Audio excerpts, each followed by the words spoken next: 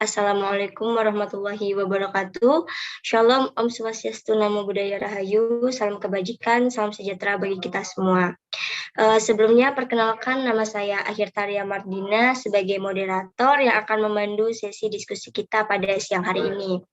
Baik, langsung saja kita mulai pembahasan pada siang hari ini yang kita akan membahas terkait tema isu penundaan pemilu 2024, bagaimana nasib pilkada.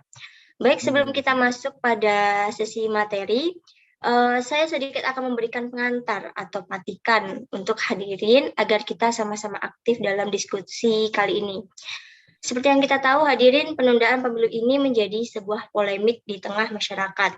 Sebagian merespon positif dengan menganggap wacana penambahan masa jabatan presiden menjadi 7 tahun atau 8 tahun tidak menjadi masalah selama melalui prosedur demokratis. Namun sebaliknya, sebagian yang lain ada yang merespon negatif tentang wacana ini.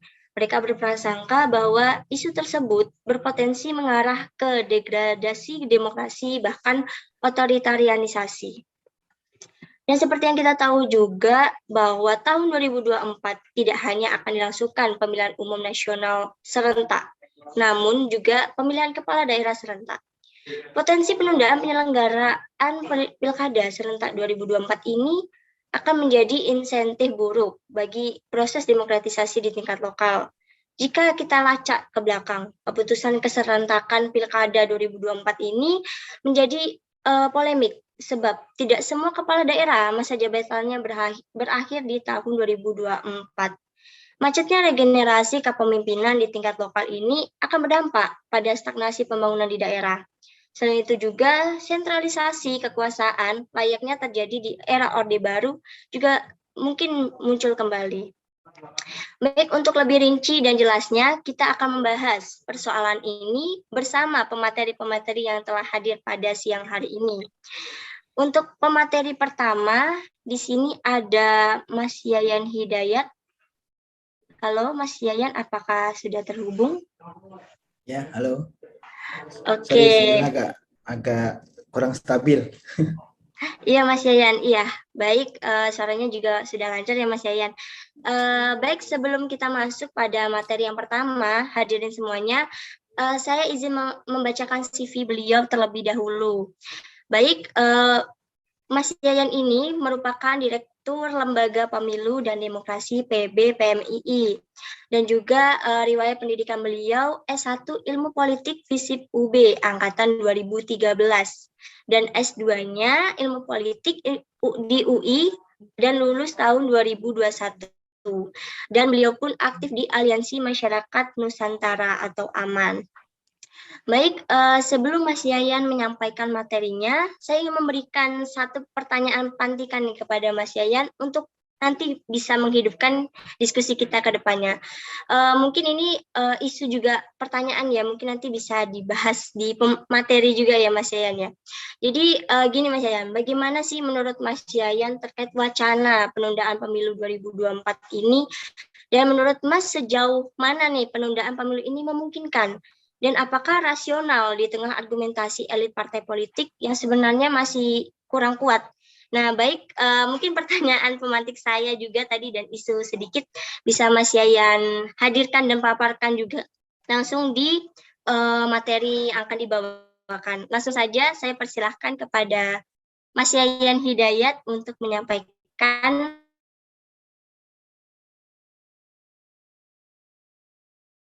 Terima kasih Mbak Moderator. Yang terhormat Pak Kusnadi, Ketua DPRD Provinsi Jawa Timur. Izin saya menyampaikan materi lebih dulu. Yang terhormat juga senior saya Prof. Kacung Marijan.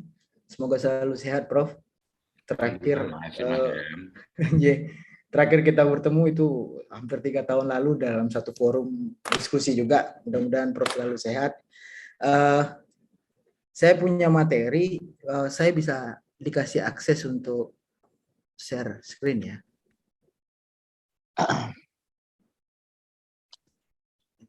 Apakah materi saya sudah terlihat? Sudah Mas. Oke. Sebelumnya terima kasih kepada teman-teman jajaran kabarbaru.co karena sudah melangsungkan diskusi ini. Saya pikir diskusi ini salah satu diskusi yang menarik karena sekarang dominan di ruang publik banyak membahas terkait dengan penundaan pemilu dan perpanjangan masa jabatan presiden. Tapi kemudian kita masih jarang menemukan wacana apa efeknya kemudian kepada pilkada. Nah, pada kesempatan ini sebetulnya saya hanya sedikit saja menyinggung terkait dengan efeknya apa kepada pilkada. Mungkin nanti Pak Ketua DPRD dan Prof. Kacung bisa lebih jelas menyampaikan karena tentu beliau berdua analisis yang mendalam terkait situasi politik sekarang. Materi saya kasih judul, mungkin nanti bisa teman-teman kritisi juga. Sederhana, irasional politik dalam penundaan pemilu dan perpanjangan masa jabatan presiden. Kita bisa lihat ya teman-teman, demokrasi kita saat ini itu sedang menghadapi tekanan akibat wacana penundaan pemilu dan perpanjangan masa jabatan presiden yang terus bergulir ya. Sebetulnya wacana ini tidak hanya berkembang baru-baru ini, bahkan sejak pilkada 2020 lalu itu kita juga sudah diperhadapkan dengan situasi dilematis apakah kita akan melanjutkan pilkada di tengah COVID-19 yang saat itu sedang merebak ya. Tapi kemudian sebagian masyarakat sipil, akademisi dan lain sebagainya keluar dengan berbagai macam kajian bahwa proses sirkulasi kekuasaan pada saat itu harus tetap terlaksana ya, sehingga kemudian tidak terjadi ancaman-ancaman seperti stagnasi kekuasaan dan lain sebagainya ya. Dan kemudian muncul juga perdebatan berkaitan dengan kedaruratan dan urgensi kita harus menunda pilkada pada saat itu. Ya teman-teman kemudian bisa melihat pasca itu pilkada 2020 tetap terlaksana dengan berbagai macam penyesuaian ya, penyesuaian protokol kesehatan, penyesuaian teknis dan lain sebagainya. Nah, kita sukses melaksanakan pilkada serentak 2020. Kemudian kita juga diperhadapkan dengan perdebatan penentuan tahapan pemungutan suara untuk pemilu 2024. Itu juga melalui proses yang panjang. Sehingga kemudian pada saat itu juga mulai muncul kemudian isu amandemen Undang-Undang 1945 untuk penambahan periode masa jabatan pada saat itu, dan kemudian juga muncul wacana penundaan pemilu. Nah, baru-baru ini kemudian wacana itu kembali menguat ya, pasca sejumlah ketua umum partai politik seperti misalkan kita sebut saja ya, PKB, Golkar dan PAN kemudian bersepakat untuk mengusulkan kemudian penundaan pemilu 2024 dan perpanjangan masa jabatan presiden dengan berbagai alasan. Ya, kita lihat misalkan PKB mengusulkan penundaan pemilu 2024 dan perpanjangan masa jabatan presiden selama 1 atau 2 tahun yang tujuannya untuk menjaga momentum kebangkitan ekonomi pasca pandemi COVID-19. Ya. Kemudian PAN, kita lacak kemudian alasannya. PAN menilai kemudian kondisi perekonomian ini belum stabil ya, sehingga pemerintah, dunia usaha maupun masyarakat itu perlu pulih dulu baru kita melaksanakan pemilu. Sementara terakhir Golkar itu mengatasnamakan aspirasi dari petani dan kemudian mengusulkan untuk penundaan masa jabatan presiden. Apakah kemudian alasan ini rasional? Menurut saya pribadi, alasan ini belum tentu bisa kita benarkan. Karena misalkan ya, pertumbuhan ekonomi Indonesia itu masih akan fluktuatif hingga 2024. Saya kutip misalkan data dari Kementerian Bappenas ya, yang merilis audit perekonomian Indonesia pasca pemilu. Yang pada intinya sepanjang tahun 2022 hingga tahun 2024 itu ekonomi kita akan tumbuh sebesar dalam rentang 5,3% hingga 6,5%. Artinya pertumbuhan Indonesia itu juga masih akan tetap fluktuatif dalam rentang tahun itu. Tidak ada jaminan ketika pemilu ditunda ya, dan masa jabatan presiden diperpanjang, ekonomi Indonesia itu akan stabil gitu ya. Karena pertumbuhan ekonomi itu ditentukan dari akumulasi modal ya, pertumbuhan penduduk, ya, dan kemajuan teknologi. Bukan penundaan pemilu atau perpanjangan masa jabatan presiden menurut saya. Kemudian kita lacak lagi alasan yang mengatasnamakan COVID-19 yang tak kunjung usai juga sebetulnya tak dapat dibenarkan, ya, karena dalih pemulihan ekonomi akibat terpaan badai pandemi COVID-19 sebagai alasan untuk memperpanjang masa jabatan presiden, pada kenyataannya COVID-19 juga hampir melanda sebagian besar negara demokratis di seluruh dunia, gitu ya. Dan Amerika misalkan pada tahun 2020 lalu, ya, terpilihnya Joe Biden, gitu ya, itu pemilunya dilangsungkan saat COVID-19 di Amerika sedang merebak masif, gitu. Hal tersebut juga tidak membuat Amerika menunda pemilunya atau kemudian memperpanjang masa jabatan Donald Trump pada saat itu. Ya, tentu ini kita pelaksanaan pemilu Amerika dapat kita jadikan sebagai acuan, begitu ya, bagaimana kemudian pada kenyataannya kita juga mampu beradaptasi dengan situasi yang serba terbatas akibat COVID-19. Lalu mari kita takar kemudian, ya, konteks kedaruratan dan urgensi dari penundaan pemilu dan perpanjangan masa jabatan presiden. Dalam Undang-Undang Pemilu nomor 7 tahun 2017 ada satu klausul yang mengatur bahwa pemilu dapat dilanjutkan, frasanya begitu, ya, jika terjadi kerusuhan, gangguan keamanan, bencana alam, atau gangguan lainnya. Gangguan lainnya ini biasanya bersifat berkaitan dengan anggaran pemilu atau kemudian situasi-situasi darurat lain seperti ancaman teroris dan lain sebagainya. Itu pun bila sebagian atau seluruh wilayah negara mengalami situasi darurat, ya, yang sama dan sebagaimana yang disebutkan di atas tadi, maka dilakukan pemilu lanjutan. Kenapa kok disebut sebagai pemilu lanjutan? Karena pelaksanaan pemilu lanjutan sebagaimana dimaksud itu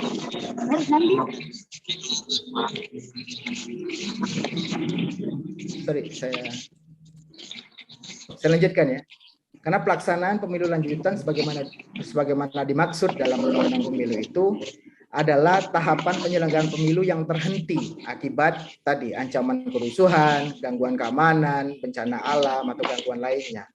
Artinya, ya, di Undang-Undang Pemilu kita maupun di konstitusi kita secara lebih luas itu tidak mengenal penundaan pemilihan umum, ya.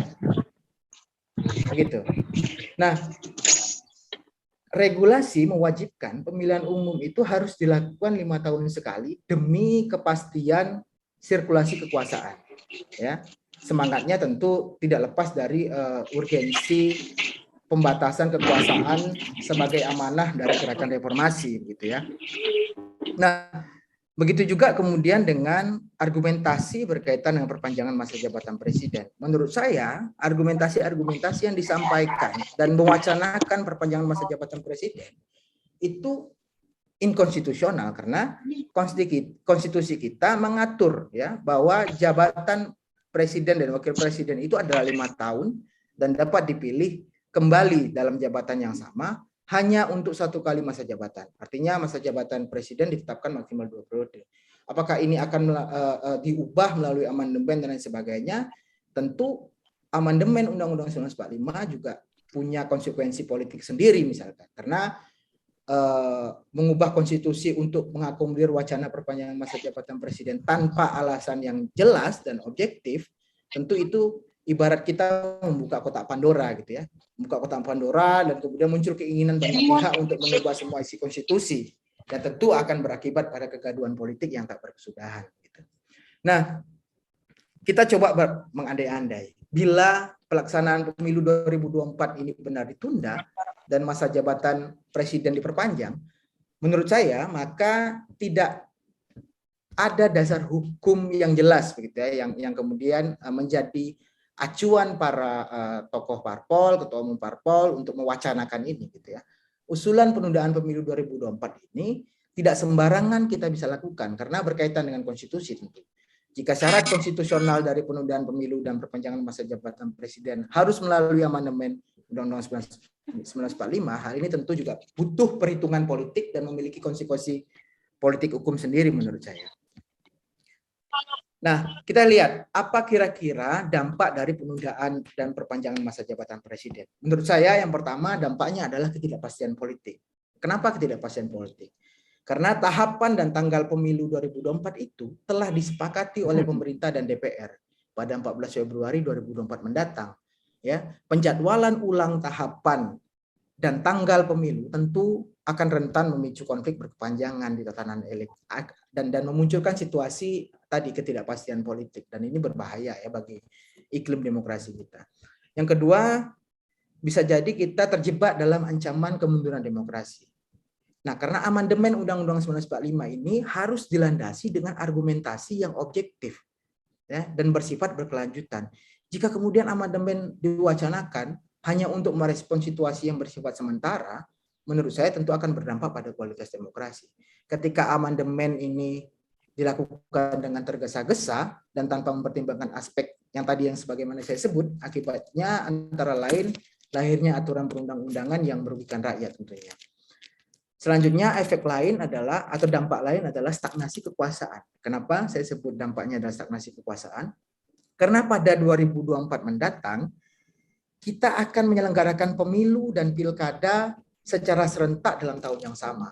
Ya, perlu diketahui ya, saat ini sebanyak 272, koreksi saya kalau saya salah, 272 kepala daerah itu akan berakhir masa tugasnya pada 2022 dan 2023 ini gitu ya.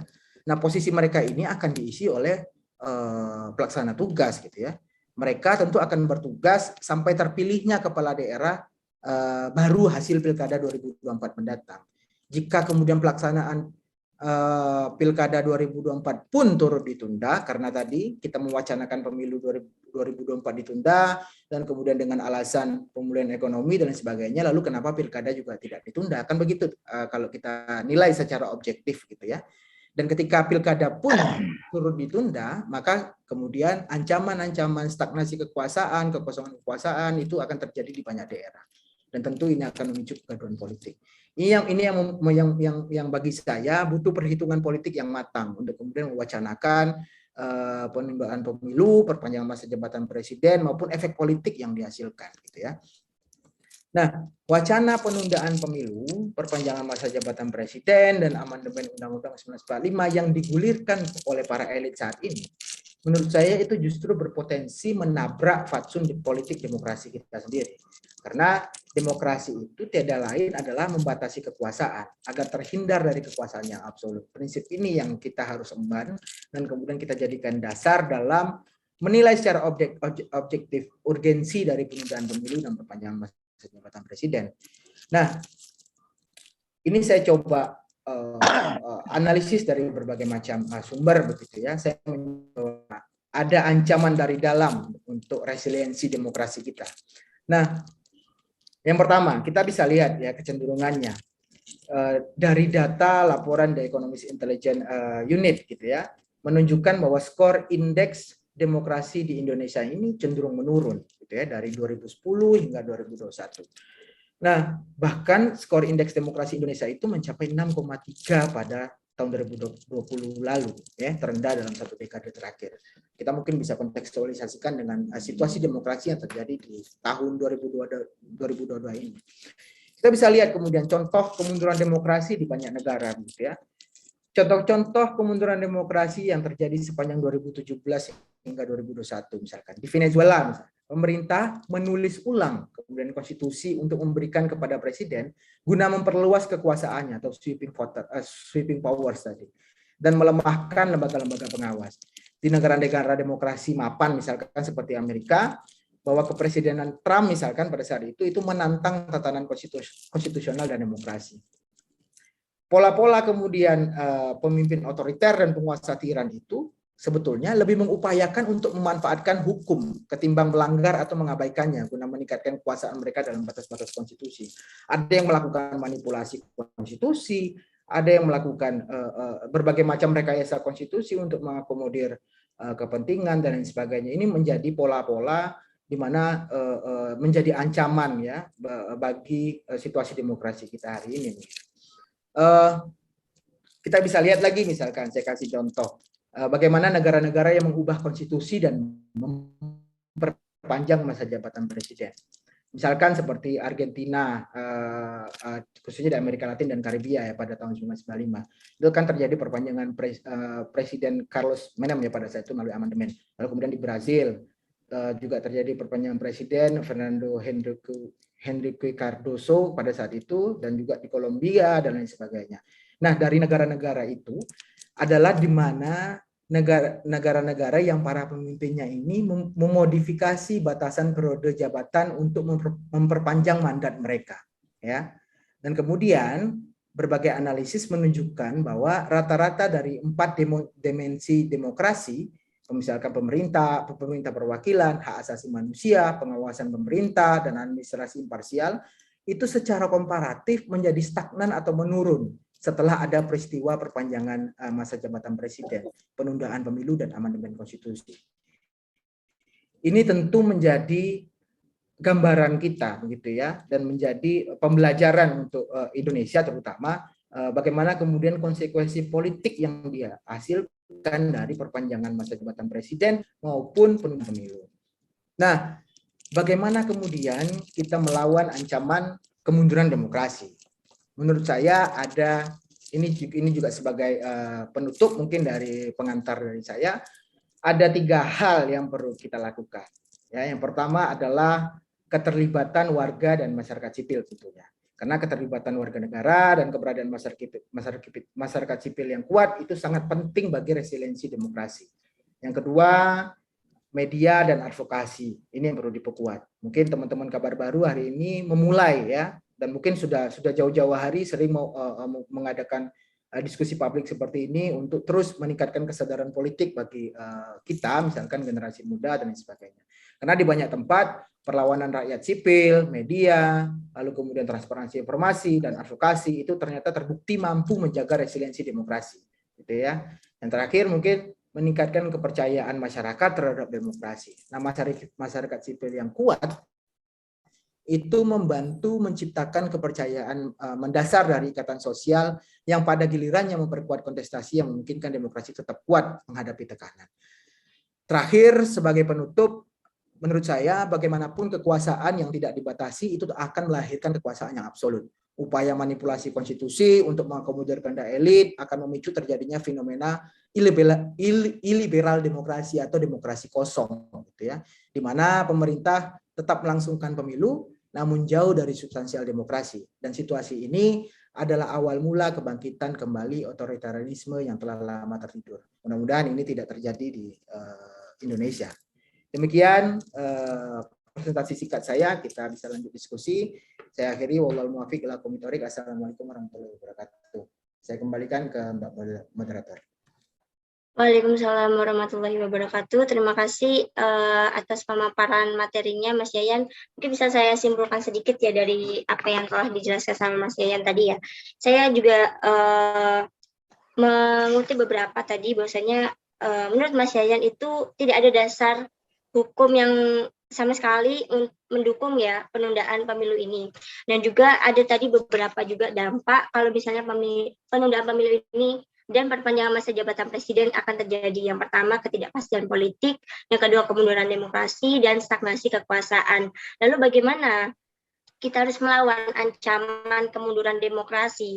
Jadi juga sudah dijelaskan beberapa ya, ada 1, keterlibatan warga negara dan masyarakat sipil, dan selanjutnya media dan advokasi yang bisa kita mulai ya sejak dini, seperti ya anak-anak muda memberikan seperti kayak hal-hal yang mampu membuka kacamata anak-anak muda untuk lebih peduli lagi kepada demokrasi. Dan selanjutnya juga meningkatkan kepercayaan terhadap demokrasi.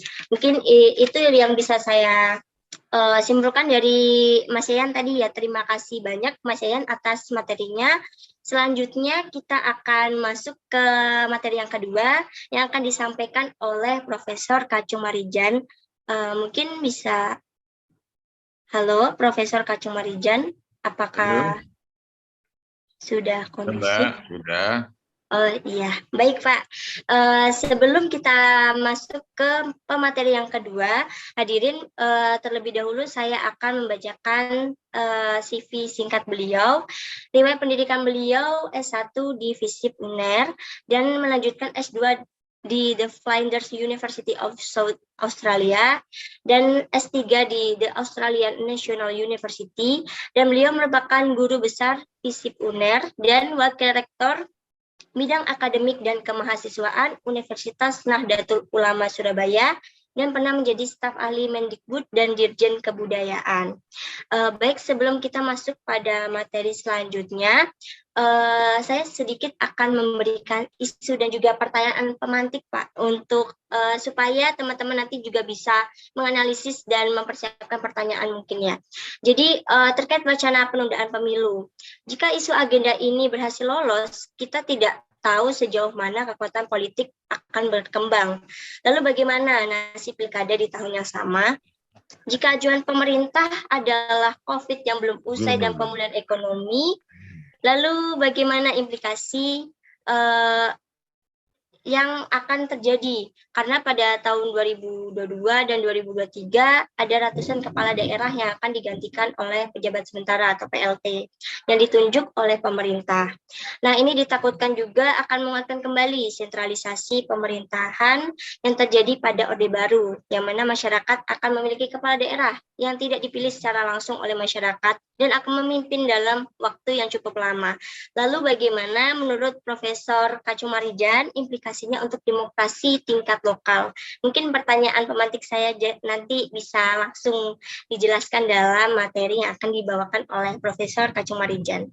Baik, tanpa berlama-lama lagi, langsung saja kepada Profesor Kacumarijan, dipersilakan. Terima kasih Mbak Kirta. Teman-teman sekalian, terutama sekali Pak Hadi, Ketua DPRD Jawa Timur. Sehat ya Pak. Alhamdulillah Prof, sehat Prof. Terima kasih. Mas Yayan dan yang sudah menguraikan sangat bagus, juga teman-teman yang lainnya. Siap Prof. Sebetulnya sudah diuraikan semua oleh Mas Yayan, jadi selesai. Karena sudah memang betul itu. Pertama, bagaimana dengan nasib pilkada saat penundaan pemilu? Nasibnya baik-baik saja karena nggak jadi dipindah.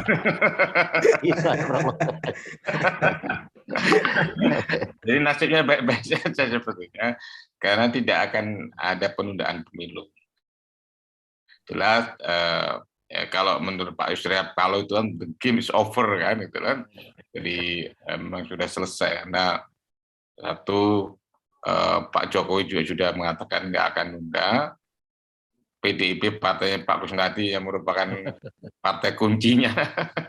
Itu karena kalau PDIP setuju selesai sudah. Oh iya. Enggak Prof, kita. Jadi karena PDIP setuju itu sudah selesai, tapi PDIP tidak setuju, jadi tidak jadi memang. Sebelum masuk ke sana, saya ingin sedikit nambahi apa yang dikatakan oleh Mas Yayan tadi yang sudah cukup bagus. Ada 3 kriteria pokok dalam demokrasi itu. Yang pertama adalah adanya public contestation. Public contestation untuk memperebutkan jabatan-jabatan publik. Ini hanya untuk presiden, wakil presiden, DPR, gubernur, wali kota, bupati. Itu adalah jabatan publik. Dan itu diperoleh melalui persaingan. Persaingan dalam hal apa? Melalui mekanisme apa?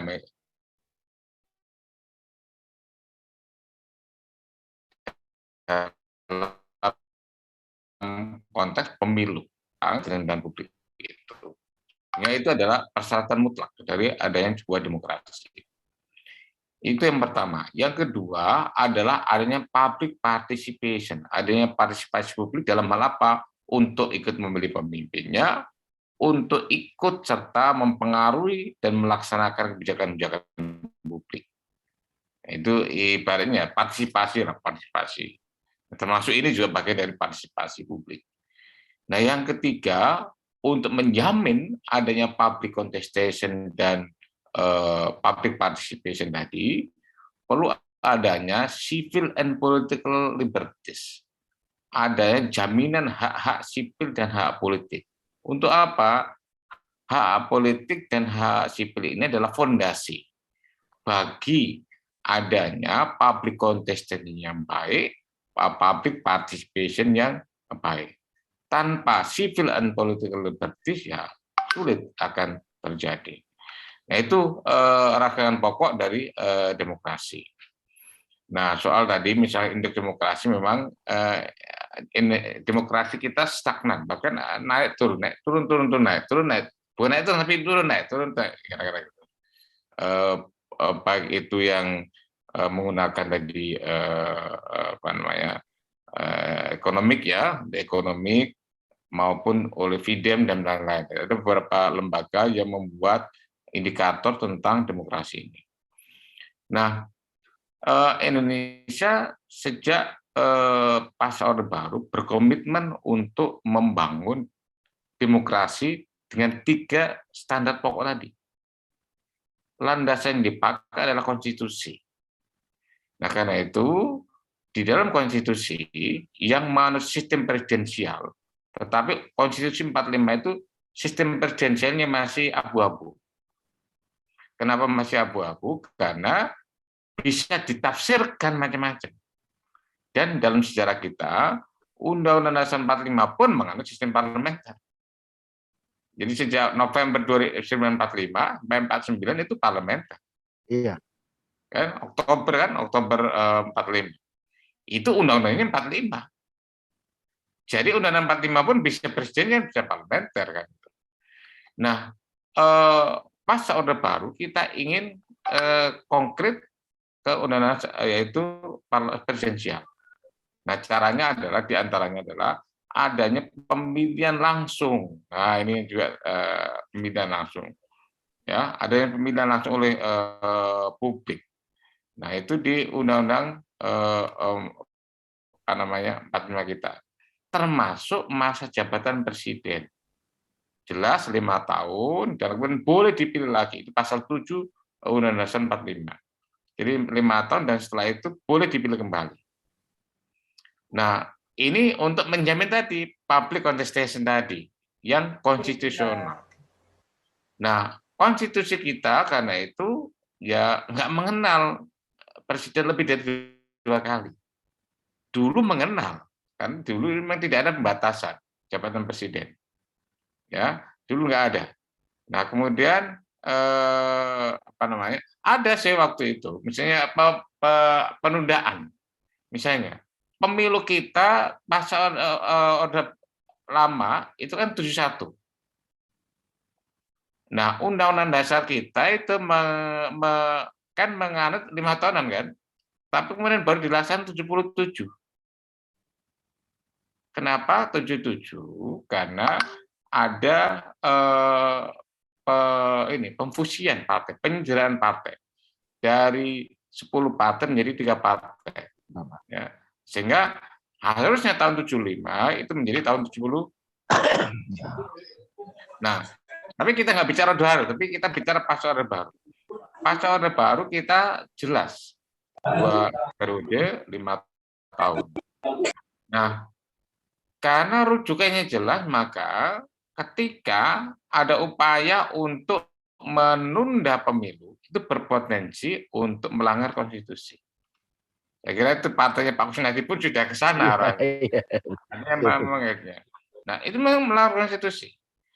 Nah, alasannya bahwa ini rasional karena COVID, tadi disebut oleh Mas Yayan irasional. Memang nggak rasional. Kenapa? Memang begini, ini seolah-olah rasional, tapi nggak rasional. Jadi rasional itu seolah-olah. Kenapa seolah-olah?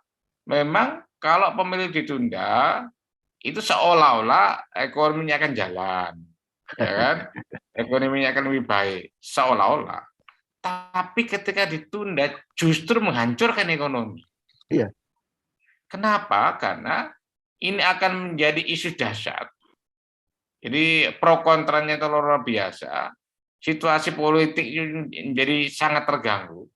Kalau situasi politik terganggu, sudah pasti harga saham turun, investasi, akan susah masuk karena ketidakpastian di dalam pemerintahan dan lain, justru akan merusak ekonomi. Jadi ini seolah-olah rasional, tapi sebetulnya tidak rasional. Jadi karena itu ya argumentasi yang mengarah soal rasional itu nggak bisa diterima, baik oleh fakta empiris maupun oleh konstitusi. Nah kan itu bagus, alhamdulillah. Saya juga ditanya gimana. Pernah awal-awal saya diminta komentar gimana. Saya kira ini paling 1-2 minggu. Saya bilang ini paling 1-2 minggu. Kenapa? Pasti banyak yang kontra juga. Nah betul kan, nggak sampai 1-2 minggu udah menurun dan sudah selesai, sudah layu sebelum berkembang. Nah karena itu ya pemilu akan tetap 14 Februari 2024 untuk pemilu legislatif dan pilpres. Nah, pilkadanya itu dilakukan 2024 itu kira Oktober November ya, gitu ya Pak Usnadi ya. Iya. Nah, memang ada jeda karena ada beberapa gubernur, bupati, wali kota yang selesai tahun ini dan tahun depan. Misalnya contoh gubernur misalnya Pak Anies, Pak itu tahun ini. Kemudian Pak Ganjar sama Gubernur Jawa Barat setahu saya tahun depan. Bu Kofifa, walaupun pemilihannya sama dengan Pak Ganjar, tetapi dilantiknya itu awal tahun. Jadi Bu Kofifa awal tahun 2024. Ya. Jadi pas 14 Februari. Ya, jadi ini pas pemilihan presiden itu. Ya. Jadi pemilihan presiden. Nah, karena itu pemilihan pilkada serentak adalah keputusan bersama, kesepakatan bersama. Waktu itu ada dorongan untuk melakukan efisiensi dalam pemilu. Karena itu kemudian ada pemilu serentak. Sebetulnya pemilu serentak itu. Nah, wujud pemilu serentak macam-macam. Ternyata Mahkamah Konstitusi membuat 5 skenario tentang pemilu serentak itu. Betul. Yang saya kurang sepakat sebetulnya, tapi karena ini konstitusi pilihan Mahkamah Konstitusi, begitu. Kalau menurut saya, yang saya sepakat adalah pemilu serentak itu adalah pileg dulu. Pileg mulai dari DPRD tingkat kabupaten kota sampai pusat. Baru pemilihan eksekutif, bupati wali kota. Iya.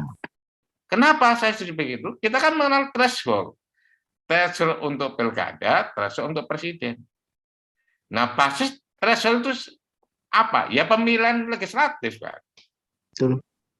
Nah, sekarang ini threshold itu sebetulnya tidak punya argumentasi yang sangat kuat karena dilakukan bersamaan untuk pilpresnya itu. Iya. Nah, berarti yang ngusung hitungannya kan pemilu 5 tahun lalu. Pemilu 2019. Nah, iya kalau yang mengusulkan itu nanti tetap jadi anggota DPR, kalau enggak, nah kan bisa runyam itu presiden. Nah itu, nah jadi saya sebetulnya ini teman-teman MK ini mohon maaf ini kurang mendalami itu, karena waktu mungkin nggak tanya saya. jadi karena kenapa threshold itu dibangun sebetulnya kan untuk memberikan certain amount dukungan tertentu di eksekutif, di legislatifnya baik baik presiden, wali kota maupun gubernur itu punya basis juga di DPR. Nah kalau pemilunya itu terpisah ya, dari mana dukungannya? Ya kecuali untuk pilkada ya, pilkada kalau itu basisnya bisa jadi pileg 2024 itu, tetapi kan belum dilantik. Jadi menurut saya ini agak mengganggu ya. Tapi ya sudah, ini kan keputusan Mahkamah Konstitusi. Yang menurut saya landasan akademiknya terbatas. Nah, jadi saya itu malah kritik Mahkamah. Ini bolak-balik juga saya katakan di teman-teman Komisi 2 DPR pusat waktu itu. Nah, kembali tadi, pilkada serentak dimaksudkan agar lebih efisien kira-kira gitu. Nah, cuma ada masa tertentu di mana ada kekosongan. Ya tadi misalnya mulai tahun ini ada Gubernur DKI, depan Jawa Tengah, Jawa Barat dan lain-lain. Nah, tetapi undang-undang memberikan kesempatan untuk LT kan gitu. Jadi Itu sekarang dan setelah itu sama nanti. Jadi setelah itu pilkadanya seluruh Indonesia sama. Nah, ini pilkada serentak kan dimulai 2015. Jadi sebetulnya untuk mencapai 2024 itu kelimanya itu sejak 2015.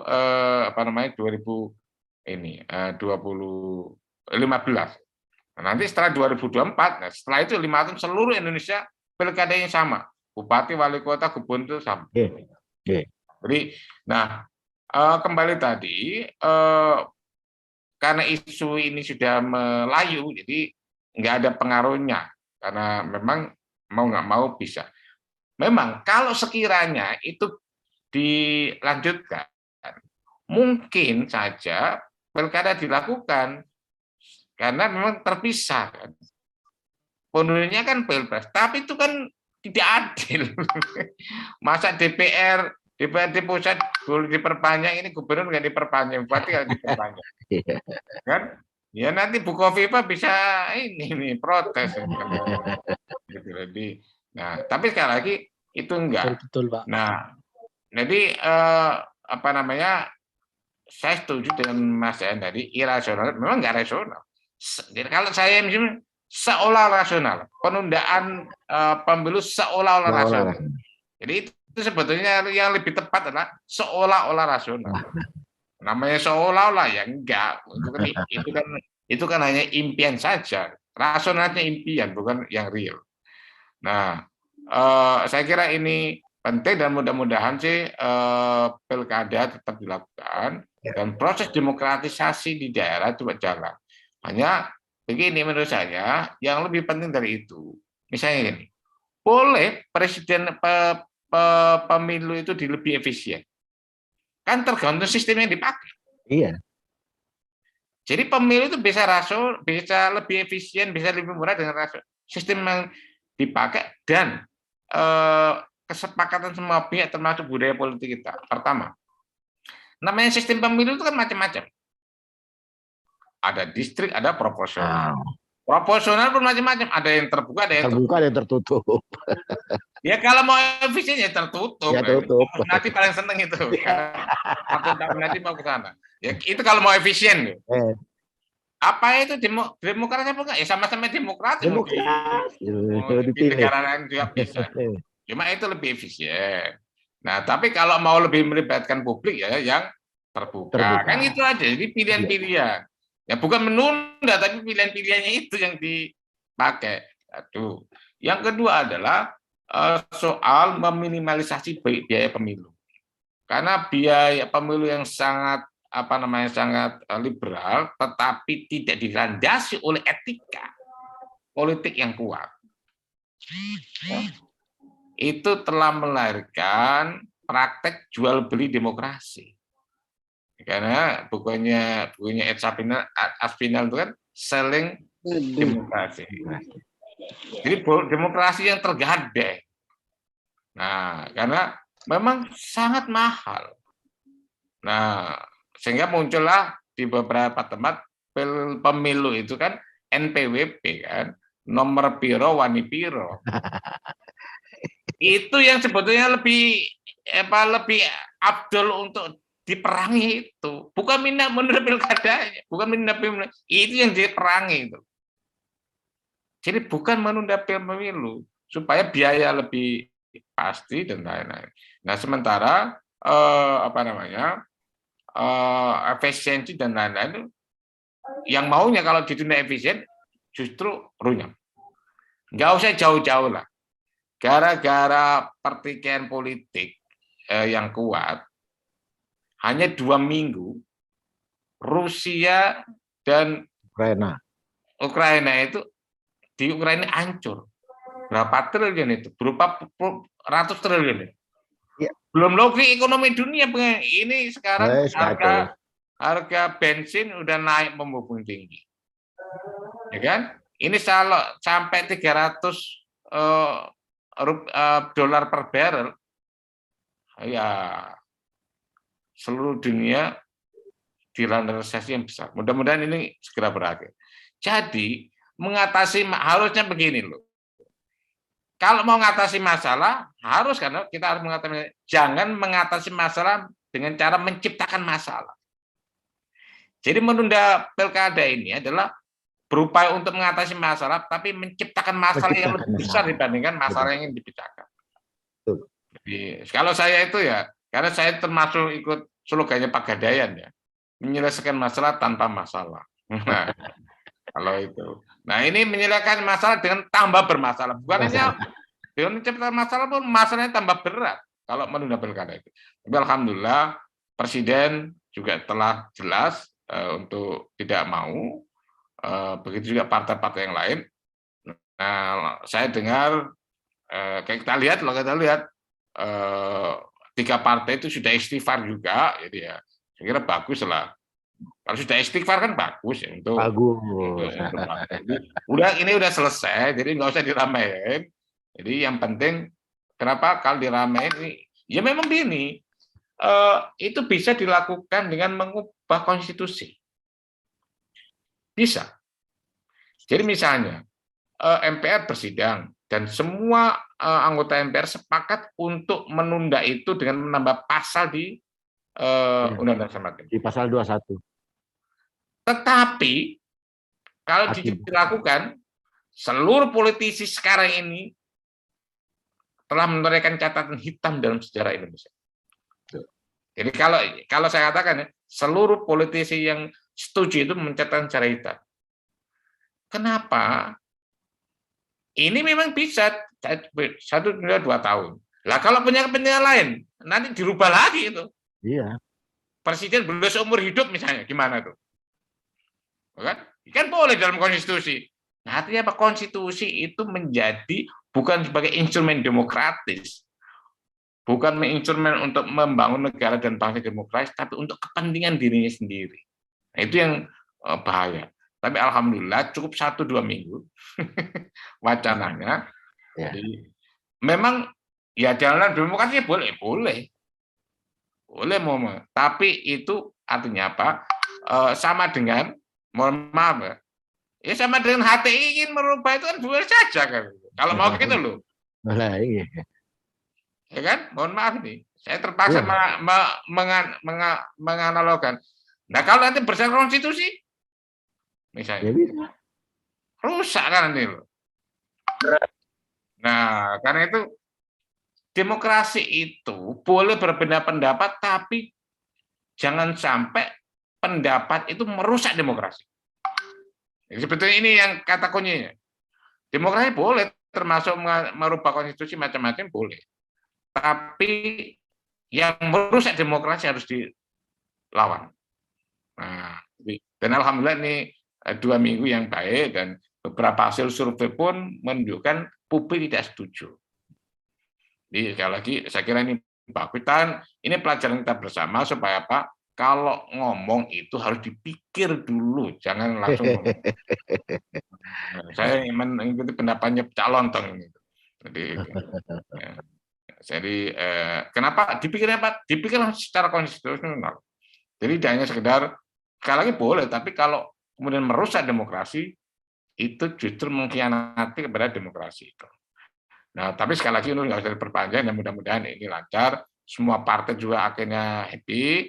3 partai pun juga akhirnya ya tadi saya istighfar dan setuju untuk tetap 2024. Ya sudah selesai. Ya kita ampuni dong, namanya istighfar. Minta ampun. Saya kira itu, mohon maaf. Assalamualaikum warahmatullahi wabarakatuh. Waalaikumsalam warahmatullahi wabarakatuh. Waalaikumsalam warahmatullahi wabarakatuh. Terima kasih kepada Profesor Kacumarijan atas penjelasan materinya. Mungkin bisa saya simpulkan sedikit dari yang sudah disampaikan oleh Profesor Kacung tadi, bahwasanya ada 3 rangkaian pokok demokrasi. Yang pertama itu adalah kontestasi publik, yang mana ini sangat diperlukan untuk saat ini, dan penundaan pemilu ini sangat dinilai tidak tepat. Dan yang kedua ada partisipasi publik, dan 3 jaminan hak sipil dan hak politik.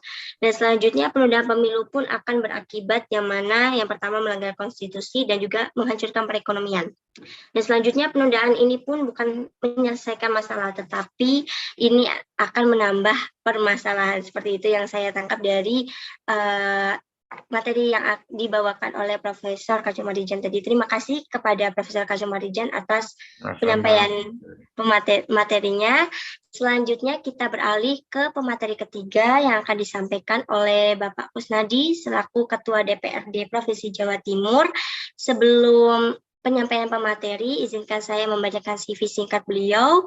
Yang pertama, riwayat pendidikan beliau lulus pada tahun 1986, S1 di Universitas 17 Agustus 1945 di Surabaya, kemudian melanjutkan S2 di Universitas Gadjah Mada, dan beliau pernah menjadi dosen di Universitas 17 Agustus 1945 Surabaya, dan beliau juga menjadi Ketua DPD PDI Perjuangan Provinsi Jawa Timur dan menjadi anggota Dewan Perwakilan Rakyat Daerah Provinsi Jawa Timur yang mana pada periode 2004 sampai 2009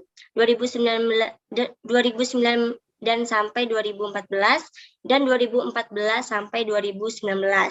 Dan selanjutnya beliau pun menjadi Ketua Dewan Perwakilan Rakyat Daerah Provinsi Jawa Timur dari tahun 2019 hingga sekarang. Sebelum kita masuk pada materi selanjutnya, saya akan memberikan isu dan juga pertanyaan pemantik. Mungkin nanti bisa teman-teman juga bisa menganalisisnya ya.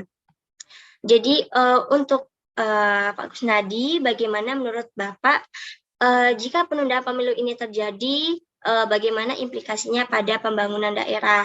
Dan seperti yang kita tahu, pemilu dan pilkada merupakan sebuah sarana dalam demokrasi, yang mana ini merupakan sarana untuk memilih kembali pengganti pejabat sebelumnya, dan masyarakat dapat menilai dan mengevaluasi secara tidak langsung dalam kinerja pemerintah selama 5 tahun masa jabatan. Nah, apabila pemilu 2024 ditunda, otomatis juga tidak ada sirkulasi kekuasaan dan juga bisa berdampak pada pembangunan yang stagnan karena tidak adanya sirkulasi kekuasaan secara berkala. Lalu bagaimana pendapat Bapak mengenai hal tersebut? Mungkin langsung saja saya persilakan kepada Pak Kusnadi untuk menyampaikan materi. Kepada Pak Kusnadi, dipersilakan. Baik, terima kasih pada Mbak Eka. Assalamualaikum warahmatullahi wabarakatuh. Yang saya hormati Mas Yayan, Prof. Kacung Marijan yang sudah menyampaikan pandangan-pandangan beliau. Jadi begini, kalau terus kemudian pemilu ini ditunda ya, Mbak Eka, jadi ya Prof ya, jadi seperti sebagai pribadi ya, karena masa jabatan saya itu 5 tahun, kemudian ditunda 1 tahun atau bahkan 2 tahun, tambahan bonus dong. Nah, jadi nggak perlu kampanye-kampanye jadi anggota dewan lagi, ya kan ya. Ya senang-senang aja. Tapi apakah begitu? Tidaklah. Begini, pendiri-pendiri bangsa kita itu kan sudah sepakat, ya. Bagaimana sih bentuk negara kita kan sudah disepakati bahwa Indonesia adalah negara kesatuan yang berbentuk republik. Tidak, kenapa dulu pada waktu para pendiri bangsa kita itu menyepakati bentuk negara itu republik. Kenapa kok tidak terus kemudian kerajaan misalnya?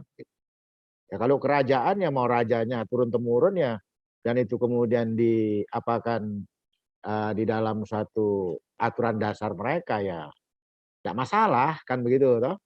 Tapi kita sepakat lah, sudah berbentuk republik, sistem pemerintahan kita, kemudian presidensil, walaupun sebenarnya masa-masa lampau itu ada yang ya kita presidensil secara wacana, tapi terus kemudian sebenarnya konstitusi kita itu parlementer. Ya, tapi kemudian dalam praktek dalam praktek sehari-hari ya kita itu presidensil.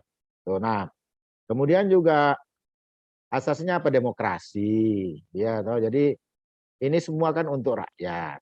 Jadi kita mendirikan negara ini negara dari rakyat untuk rakyat dan semua kembali kepada rakyat. Nah, yang kemudian itulah yang termuat di dalam konstitusi kita.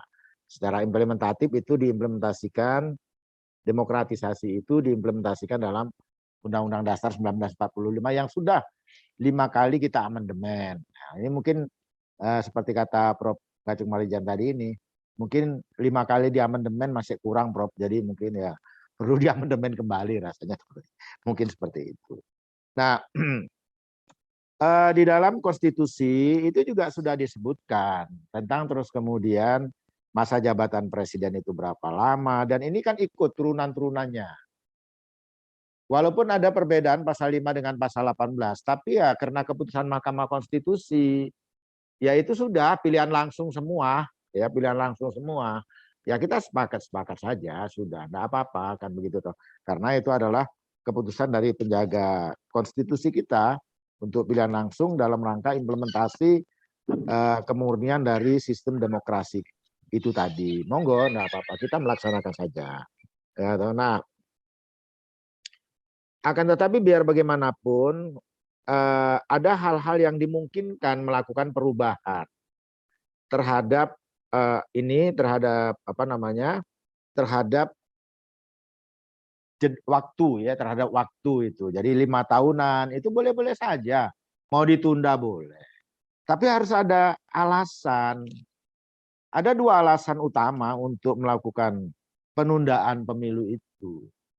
Yang pertama karena memang ada bencana alam yang begitu meluas atau bencana non alam yang begitu meluas yang menimpa seluruh wilayah Republik Indonesia ini.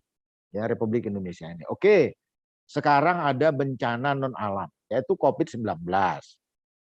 Tapi bagaimana kondisi COVID-19 hari ini?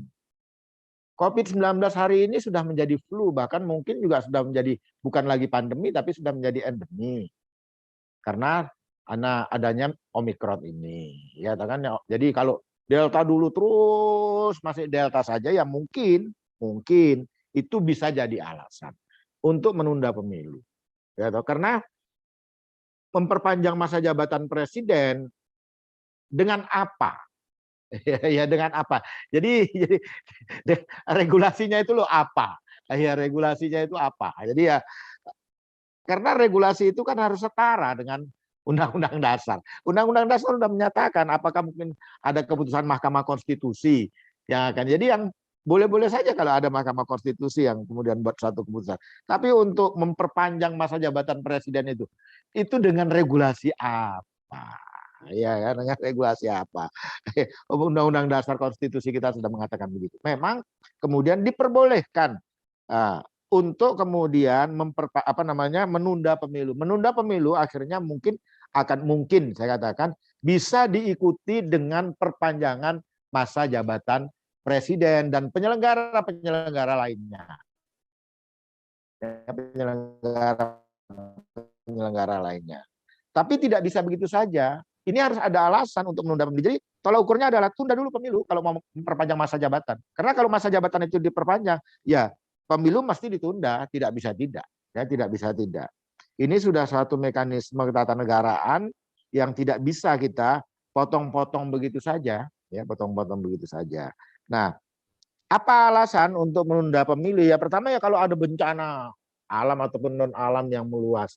Non alam sekarang sudah ditetapkan sebagai bencana yang kemarin itu juga dengan regulasi-regulasi yang sudah ditetapkan, apakah itu dengan undang-undang, kemudian dengan keputusan pemerintah, kemudian dengan peraturan-peraturan presiden, bahwa COVID-19 itu menjadi bagian dari bencana alam, ya bencana alam, ya bencana. Jadi tapi dia bencana non alam. Nah, tapi kalau kita lihat sekarang ini, karena ini menjadi satu alasan COVID-19. Ya, COVID-19. Terus kemudian COVID-19 yang belum bisa kita prediksi kapan selesainya. Loh, hari ini COVID-19 itu dia sudah bermutasi menjadi Omikron. Omikron yang kita rasakan oleh masyarakat sekarang ini adalah ya seperti flu biasa. Dan juga pemerintah saat ini juga Bali sudah membuka penerbangan internasional. Kemudian juga kalau kita menggunakan alat-alat transportasi dari satu daerah ke daerah lain, baik itu alat transportasi darat, alat transportasi laut, maupun alat transportasi udara, tidak perlu lagi PCR.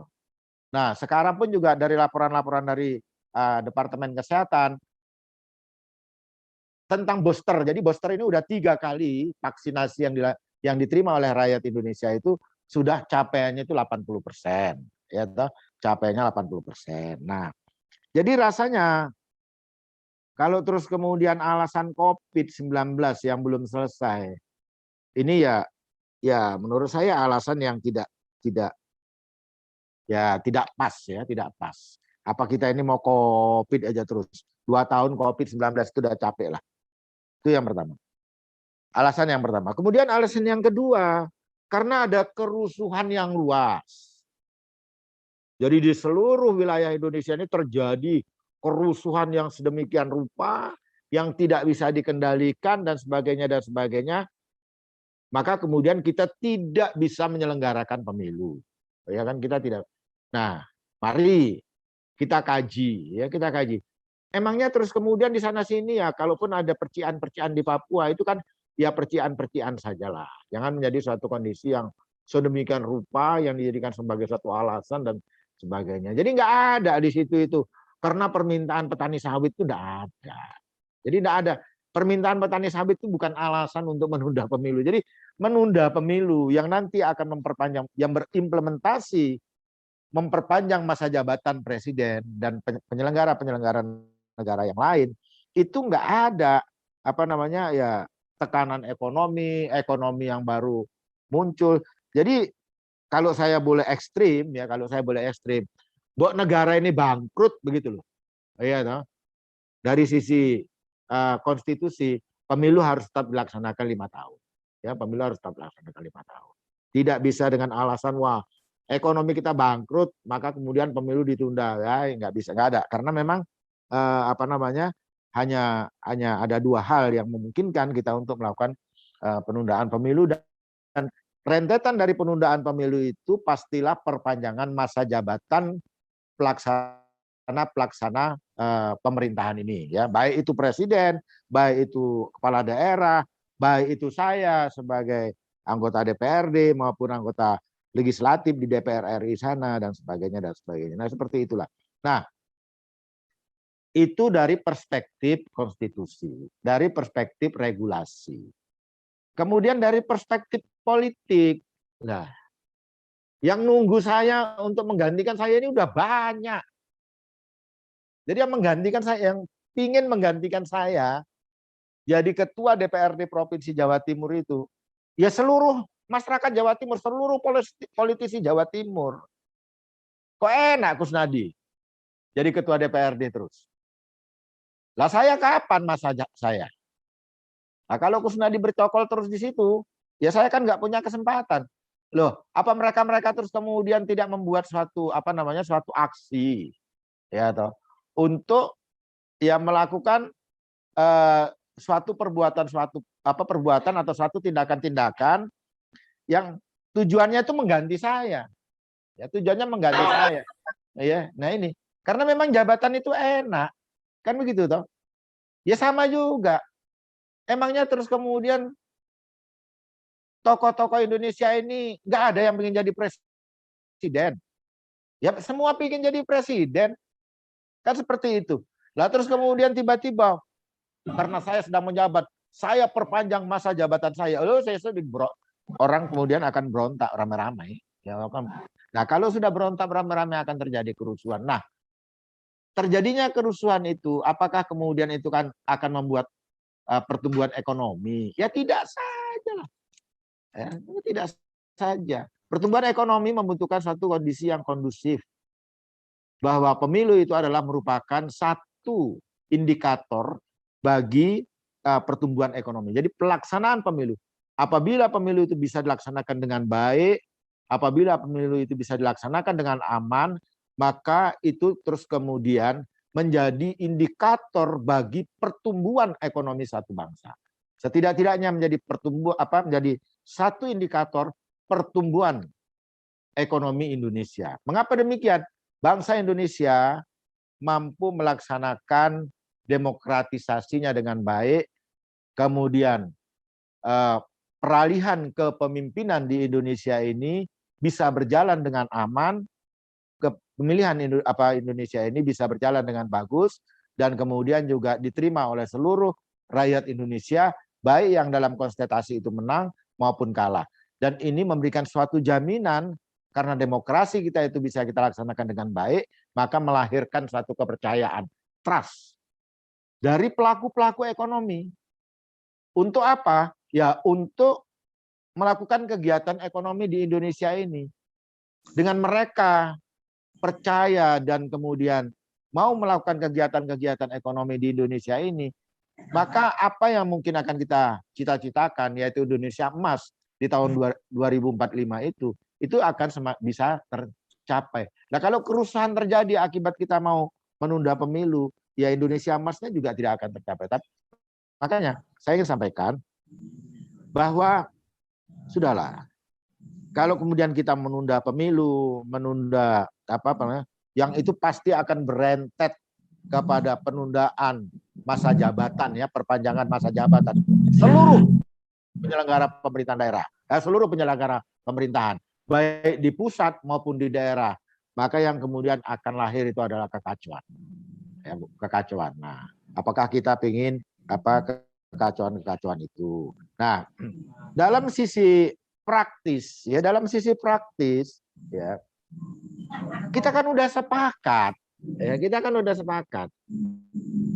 bahwa pileg, walaupun tadi Pak Kacung Marica menyatakan, ya, jadi memang ada Pak Prof, jadi memang ada keputusan Mahkamah Konstitusi ini yang karena akibat dari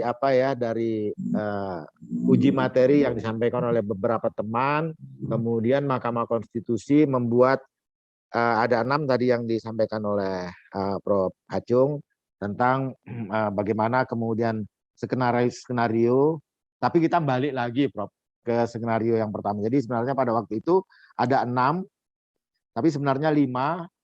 Yang satu itu kan ya skenario yang tahun 2014, ya, tahun 2019, ya, yang kemudian sekarang kita pakai lagi di tahun 2024 yang akan datang. Jadi pemilu tahun 2024 sistemnya itu sama aja dengan tahun 2019 yang lalu. Walaupun memang ya apa sih, kok pemilihan legislatif itu berbarengan dengan pemilihan eksekutif. Nah, ini kan. Tapi ya sudahlah, ya karena kita sepakatnya begitu, ya mau gimana lagi. Dan penjaga konstitusi mengatur begitu, ya mau bagaimana lagi, ya kita ikut saja. Nah, kita sudah sepakat. Kita sepakat. Yang sepakat itu siapa? Yang sepakat itu adalah DPR. Jadi ini institusi loh, ya. Institusional loh. Institusi. Yang sepakat itu adalah DPR, kemudian pemerintah, dan penyelenggara pemilu. Jadi ketiga unsur ini sepakat sudah kapan kita melaksanakan pemilu. Nah, kesepakatan itu lahir karena kajian, baik kajian-kajian yang bersifat sosial, kajian-kajian yang bersifat politik, kajian-kajian yang bersifat ekonomis, bahkan juga kajian-kajian yang bersifat konstitusi. Lahirlah kesepakatan bahwa bulan Februari kita pileg dan pilpres. Kemudian bulan November kita pilkada serentak se-Indonesia. Loh, di luar kesepakatan itu ada kemudian unsur dari satu komponen. Ini minta ditunda. Loh, kenapa tidak dijadikan bahan diskusi pada waktu itu? Pada saat sebelum kita menyepakati. Ya toh? Nah, bolehlah. Kalau kemudian ada dissenting, boleh-boleh saja lah. Tapi kan kita tidak mendengar berita adanya dissenting opinion dari satu unsur yang ada di dalam komponen itu yang kemudian melahirkan kesepakatan. Kenapa kemudian setelah kesepakatan itu disepakati baru ada dissenting? Nah, ini kan jadi repot kita ini menjawabnya. Ya, menjadi repot. Nah, Ya pada waktu kita membuat kesepakatan ya semua sepakat lah, ya semua sepakat. 3 unsur yaitu pemerintah, DPR, penyelenggara sepakat. Februari, November, tanggalnya juga sudah disepakati. Lah, kok terus kemudian di luar kesepakatan itu, padahal kita pada waktu itu yang membuat kesepakatan kita. Saya yang buat kesepakatan. Ini kan juga menjadi suatu pertanyaan-pertanyaan yang, tapi bagi saya sebagai pribadi, sebagai ketua DPR di Provinsi Jawa Timur, saya sebagai ketua partai ya, di Provinsi Jawa Timur ini, saya tidak sepakat lah untuk menunda pemilu. Ya, menunda pemilu. Sudah. Penundaan pemilu akan melahirkan penundaan atau perpanjangan seluruh penyelenggara pemerintahan, mulai dari pusat sampai ke daerah. Dan ini akibatnya itu akan terjadi masalah yang luar biasa. Dan kita juga tidak mau bertaruh. Ya, kita tidak mau bertaruh. Saya tidak katakan kita tidak mungkin jadi taruhannya itu terlalu besar bagi bangsa dan negara ini. Kita sepakat bahwa sistem pemerintahan kita itu adalah demokratis, demokrasi, rakyat menghendaki 5 tahun sekali, ya sudah. Kita nanti akan, kalau itu memang kita mengingkari itu, ya kita harus merubah hukum dasar. Merubah hukum dasar itu saja. Rencana untuk melakukan perubahan terhadap hukum dasar atau Undang-Undang Dasar 1945 ini aja nanti sudah akan melahirkan satu pro kontra yang luar biasa ya. Satu pro kontra ya. Bisa sih, bisa seperti kata Prof. Kacung tadi, pasal 37 Undang-Undang Dasar itu memberikan kesempatan bagaimana merubah konstitusi. Boleh, ya boleh. Dan bukan juga tidak boleh bahwa pemilu ditunda, boleh. Tapi alasannya apa? Ya kalau alasannya itu karena petani sawit yang mengeluh, terus kemudian karena COVID-19, ya sudah tidak menjadi alasan saat ini. Sudah tidak menjadi alasan. Nah, kenapa itu menjadi diangkat? Tapi ya syukur alhamdulillah bahwa kemudian beliau-beliau seperti kata Prof. Kacung Marijan tadi juga sudah bertabayun. Ya sudah bertabayun ya. Ya syukur alhamdulillah, dan ya kita ini berdalah ya, dan ini juga tadi saya juga dengan terminologi akan ada penundaan, bukan, ini wacana, ini baru wacana. Ya biasalah sing suatu wacana. Syukur wacana itu terus kemudian memang memang kemudian dikendaki, ya maksud saya terpenuhi. Ya kalau sudah tidak, tapi kan orang membicarakan saya. Ya kan orang membicarakan saya. Jadi saya melonsing wacana. Wacana itu bisa positif, wacana didukung sehingga elektabilitas saya popularitas saya meningkat, elektabilitas saya meningkat. Tetapi setidak-tidaknya kalau kemudian wacana itu saya itu tidak bagus, pasti terus kemudian akan menimbulkan reaksi, ya toh? Pasti akan menimbulkan reaksi dari ya seluruh lapisan masyarakat. Ya syukur alhamdulillah. Kan dengan setidak-tidaknya kan itu tiap hari saya dibicarakan. Ya inilah politisi, ya toh? Tiap hari saya dibicarakan. Dengan demikian maka kemudian popularitas saya akan naik. Apakah kemudian popularitas itu berbanding lurus dengan elektabilitas? Ya itu persoalan lain lah, ya itu persoalan lain. Kalau wacananya itu positif, negatif, ya jadi ya betul kata Prof. Kacung Marijan tadi itu, ini wacana dan wacananya sudah selesai. Nah kalau terus kemudian kita masih membicarakan tentang wacana ini, ya wacana ini sebenarnya dari sisi saya sebagai politisi, ini kita juga mempopularitaskan tanpa kita sadari, mempopularitaskan pelonsing wacana. Ya, pelonsing wacana. Nah, apa niat pelonsing wacana itu? Ya kita kan sudah tahu. Ya, kita kan sudah tahu. Jadi nggak usah diberitahu lagi lah. Ya, kita kan sudah tahu. Ya, itu adalah trik. Ya, itu adalah trik yang saya lakukan sebagai seorang politisi. Ya. Jadi saya ingin menjadi A, menjadi B, menjadi C dalam sistem pemerintahan kita ini. Nah, tapi kan kemudian karena ini dipilih secara langsung, lah masa rakyat kemudian se-Jawa Timur ini mengenal saya.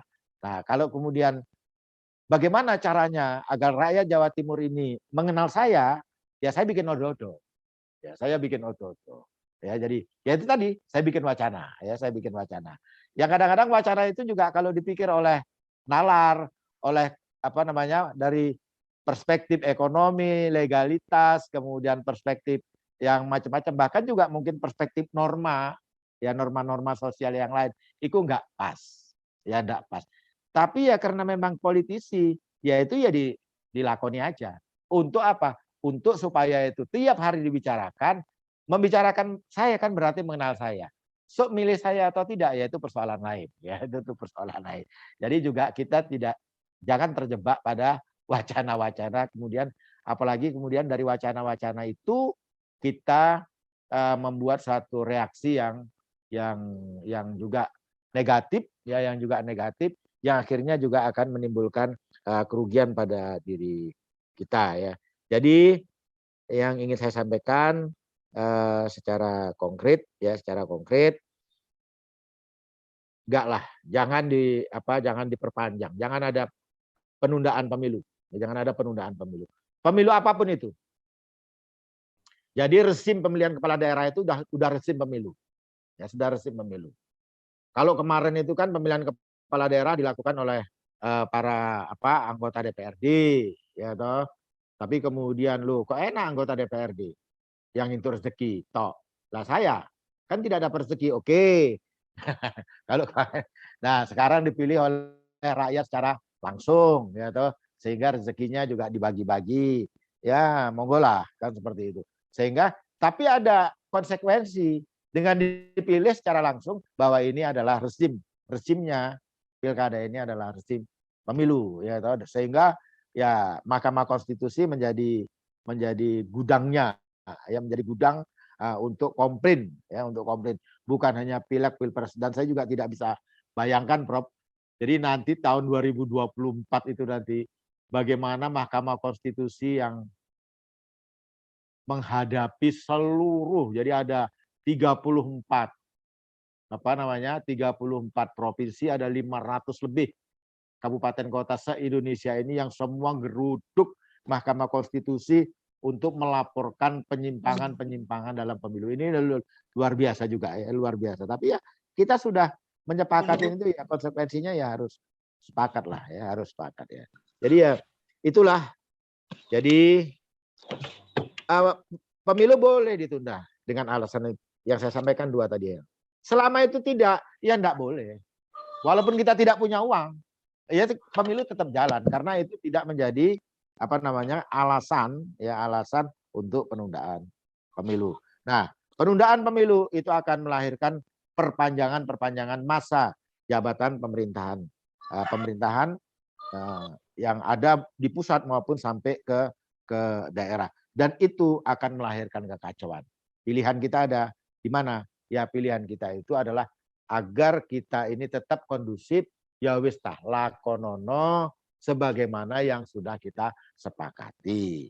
Pada bulan-bulan yang lalu kita sudah sepakat, bulan Februari tahun 2024 dan bulan November tahun 2024. Ya wis ngono ae lho, lakonono lho. Saya pikir demikian, terima kasih. Wallahul muwaffiq ila aqwamit. Wassalamualaikum warahmatullahi wabarakatuh. Waalaikumsalam warahmatullahi wabarakatuh. Terima kasih kepada Pak Kusnadi atas penyampaian materinya.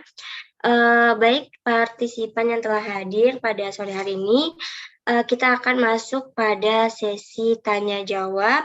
Kepada seluruh partisipan yang hadir, bisa langsung memberikan pertanyaan ya dengan cara raise hand atau menuliskan pertanyaan di kolom chat Zoom. Apabila terkendala, jadi nanti bisa saya bacakan saja. Oke, di sini sudah ada Mas Wafil M, bisa langsung on mic saja dan on cam kalau bisa. Terima kasih. Cek Mbak, sudah kedengeran belum? Iya Mas, sudah lancar Mas. Baik, terima kasih. Selamat sore. Terima kasih kepada para moderator dan juga para pemateri yang telah sudi memberi ilmu tambahan bagi kita terkhusus para audiens. Saya tidak banyak yang ingin saya tanyakan berkaitan dengan penundaan pemilu ini. Pertama yaitu berbicara tentang kemasyarakatan, yang kedua yaitu berbicara tentang para parlemen.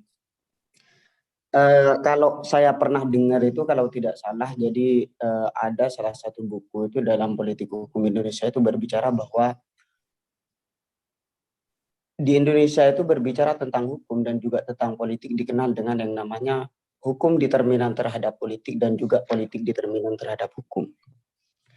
Artinya isu yang sekarang bisa jadi besok atau besok lusa atau bahkan 2 jam yang akan datang, jika memang para oligark yang menyetir hukum-hukum produk hukum ini berkeinginan bisa jadi seperti itu.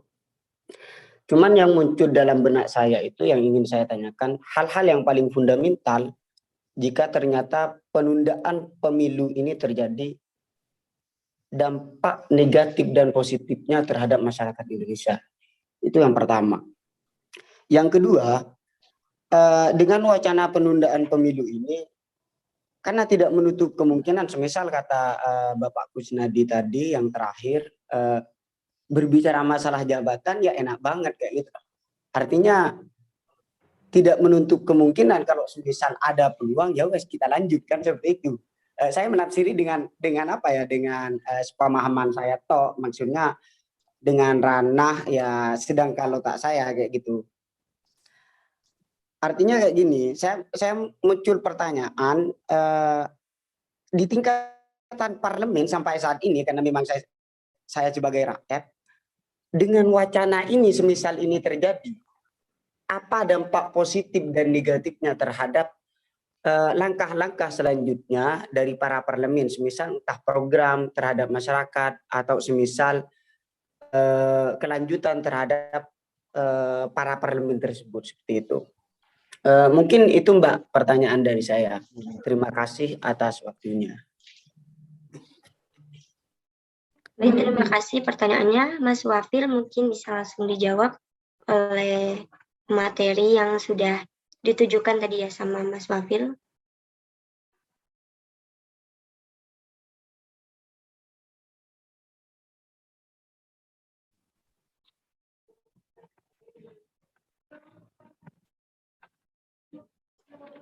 Mungkin bisa langsung Profesor Kacung dulu yang menjawab.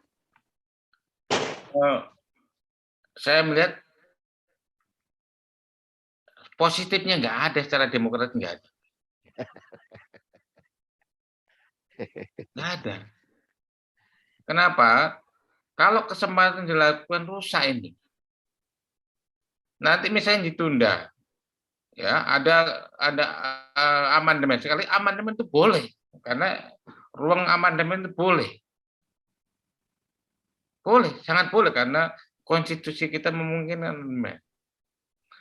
Tapi kalau amandemen tujuannya pragmatis kayak gini, ini pragmatis ini.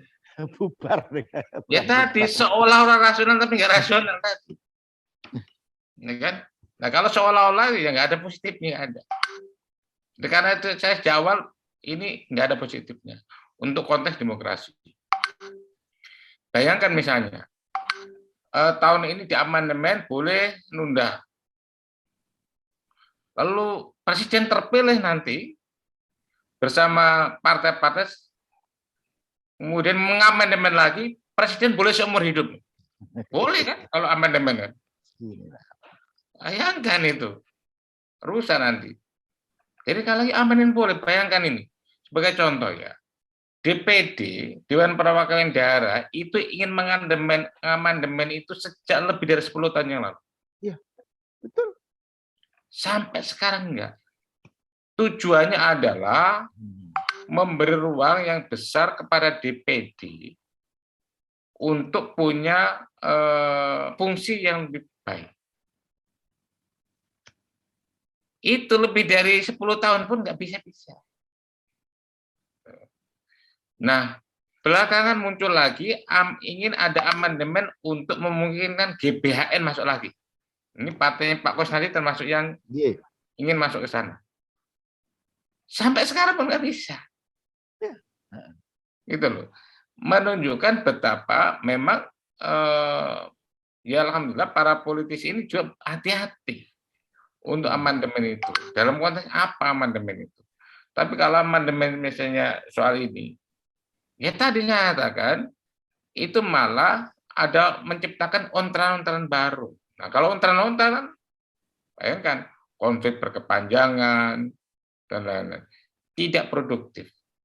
Implikasinya kalau sudah tidak produktif, gawat perpecahan tumpah lagi, ya, dan itu implikasinya ekonomi justru yang rusak nanti.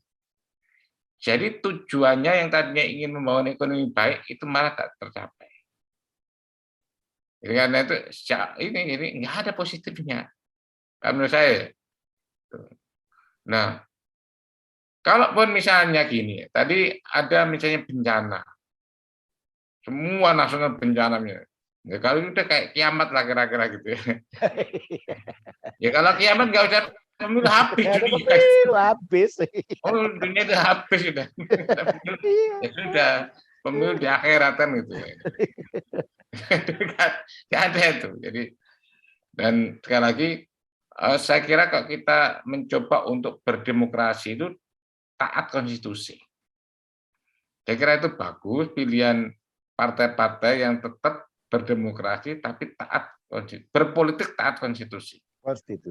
Jadi kalau saya sih, kenapa itu pedoman kita, paugeran untuk politisi ya bernegara, politisi kita semuanya dalam kehidupan berbangsa dan bernegara ya di konstitusi itu. Ya, mudah-mudahan ya kita semuanya tetap ke sana. Ya kalau misalnya tadi ya ya Pak Kusnadi mengatakan ya kita enak diperpanjang tanpa pemilu kan. Tetapi sekali lagi, dan itu kan seloroh, Pak Kusnadi bukan begitu, saya yakin Pak Kusnadi pun nggak setuju. Itu seloroh aja kan. Karena aslinya ya enggak, karena itu akan merusak konstitusi, dan itu akan menjadi catatan hitam ya bagi para pembuat kebijakan yang menyetujuinya. Ya, kalau catatan hitam itu ya berat itu.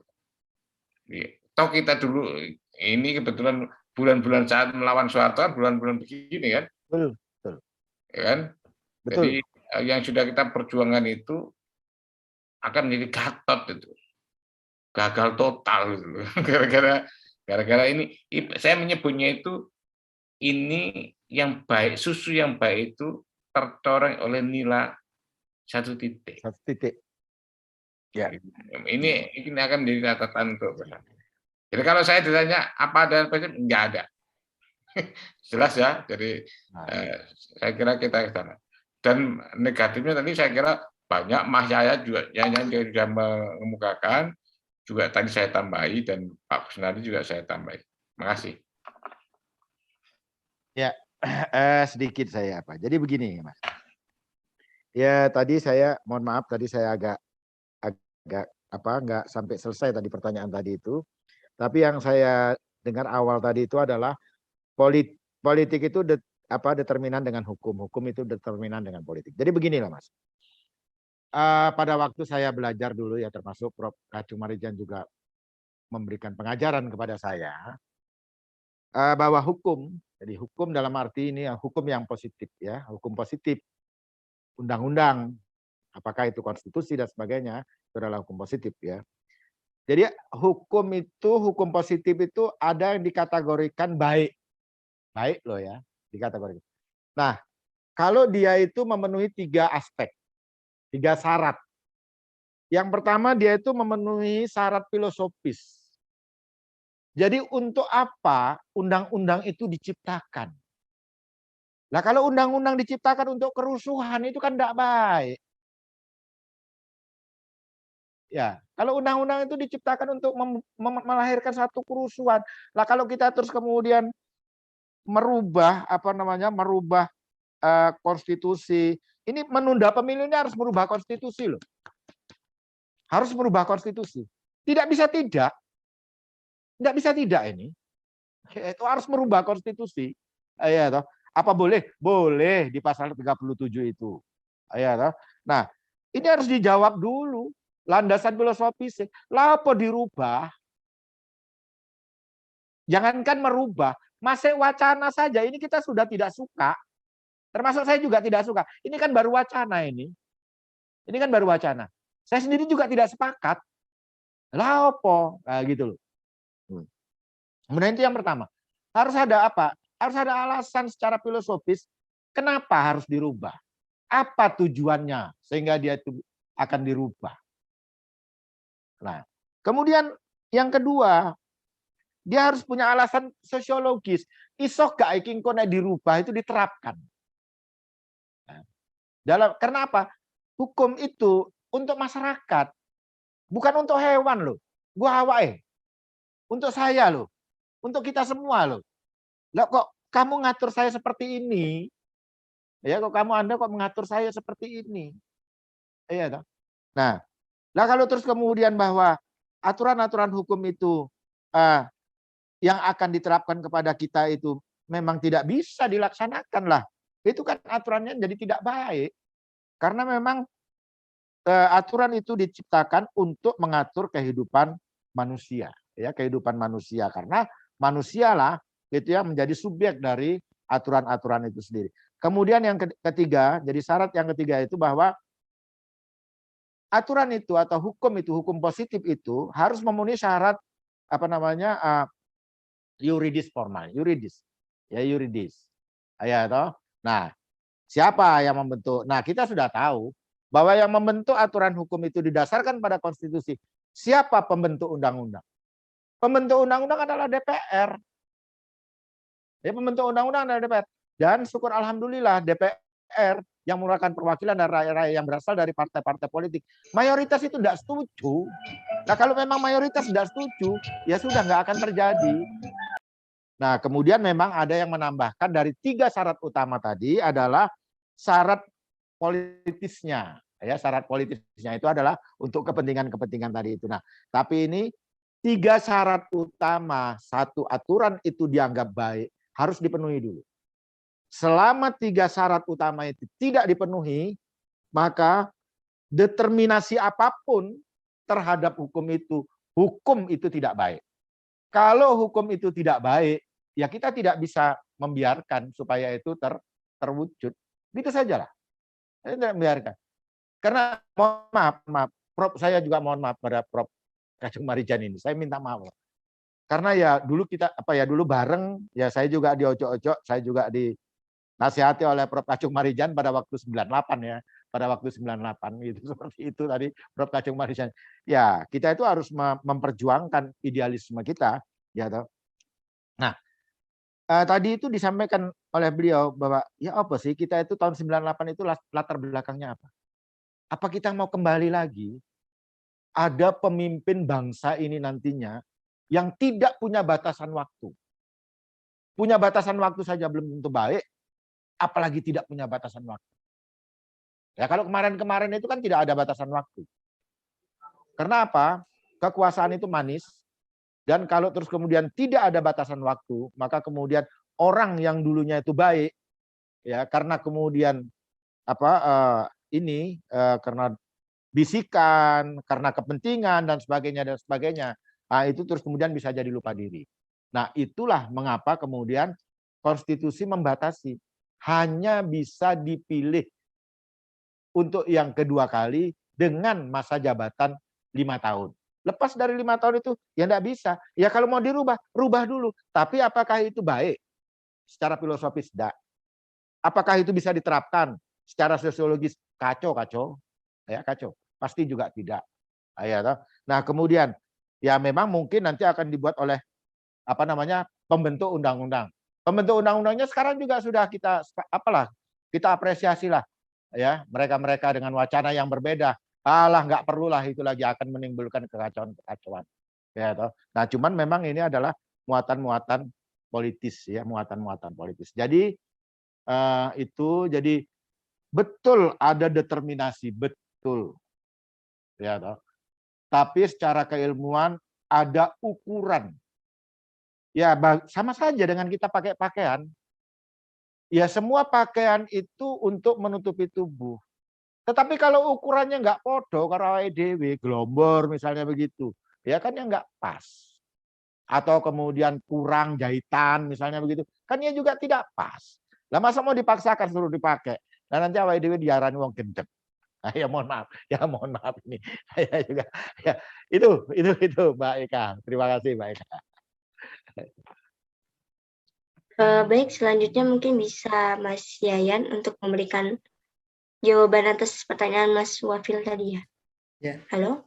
Ya, halo. Terdengar ya, Mbak? Dengar Mas? Iya Mas, Oke. terdengar Mas. Sorry, sinyal saya agak stabil.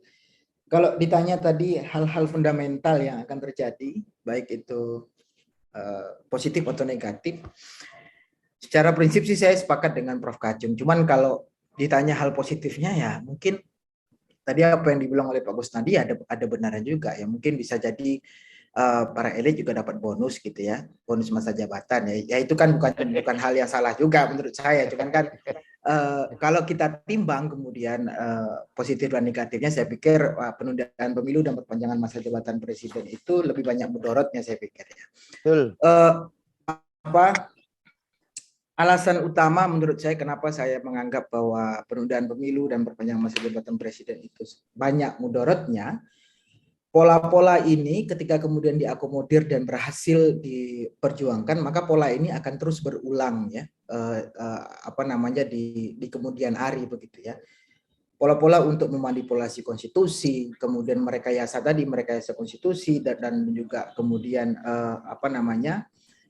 tindakan-tindakan abuse of power lain itu juga membuka keran yang besar bagi para pembajak demokrasi ini ya untuk berupaya memperlemah sistem demokrasi kita. Itu yang ancaman paling nyata menurut saya ketika ini benar-benar terjadi begitu ya. Ya mudah-mudahan apa yang kita diskusikan hari ini ya kita harapan kita besar bahwa ini benar tidak terjadi begitu ya, karena kalau kita lihat ya harus nggak terjadi dari eskalasi ya harus nggak terjadi Mas. Iya Pak, dari eskalasi harus nggak terjadi, betul, harus nggak terjadi. Ini sudah selesai, saya lihat memang ini digarap agak serius gitu. Sudah selesai, sudah nggak ada lagi. Jadi pertanyaan kalau sudah nggak ada nggak akan terjadi loh. Jadi nggak perlu dijawab, seandainya nggak ada seandainya. Nggak ada seandainya, nggak perlu terjadi, Prof. Iya. Gitu. Jika terjadi, Prof. Mas saya pikir begitu, Mbak moderator ya, karena memang banyak sekali memang gejala-gejala yang kita lihat ya, tidak hanya dalam isu ini, saya pikir ada gejala-gejala di mana memang saya merasa bahwa kita ini para elit terutama ya, tokoh-tokoh politik selain Pak Kusnadi gitu. Kalau tadi dengar kata Pak Kusnadi, saya optimis dengan demokrasi kita selamat tadi ya. Kalau kita lihat misalkan bagaimana perilaku elit sekarang, kok rasa-rasanya saya melihat gejala kerinduan dengan sistem otoritarianisme ya gitu. Jadi pola-pola untuk mengembalikan kembali model-model sistem pemerintahan yang otoriter dan sebagainya itu, meskipun secara formal jangan sampai terjadi, tidak terjadi begitu, cuman polanya berulang kembali begitu ya.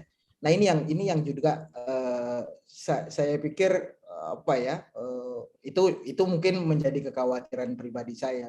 Cuman kalau tadi ditanya soal kira-kira apa dampak positif dan negatifnya, tadi saya juga jelaskan di materi saya, dan saya merasa bahwa ini banyak mudorotnya. Demikian. Baik, terima kasih atas jawabannya. Untuk ketiga pemateri, mungkin ada feedback dari Mas Wafil, sudah dicukupkan?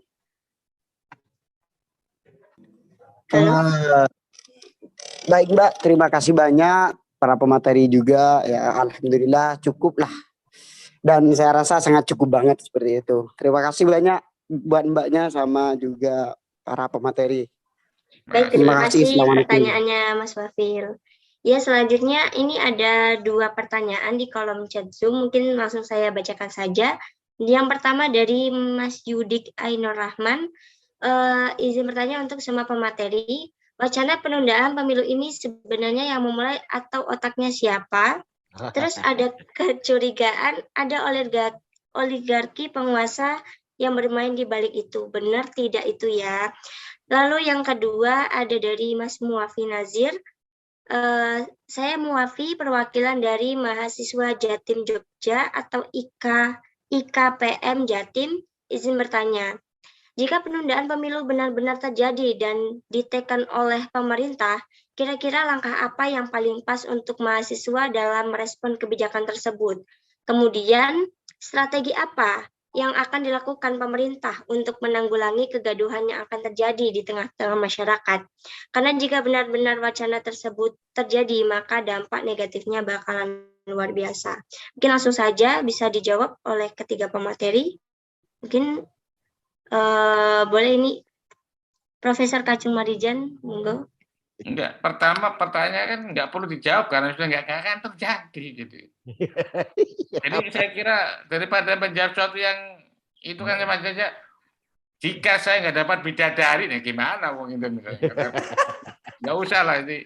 Karena udah jelas wong kekuatan politik udah katanya menjawab, kecuali misalnya kalau partainya Pak beliau ketua DPR ini Kusnadi ini 7, selesai sudah. Dan itu akan menjadi catatan hitam juga untuk partai Pak Kusnadi. Iya betul, betul bro. Betul. Ini saya ngomong terus terang aja kan pada Iya bro. Iya. akan hitam. Jadi karena itu ini enggak sudah alhamdulillah sih enggak itu.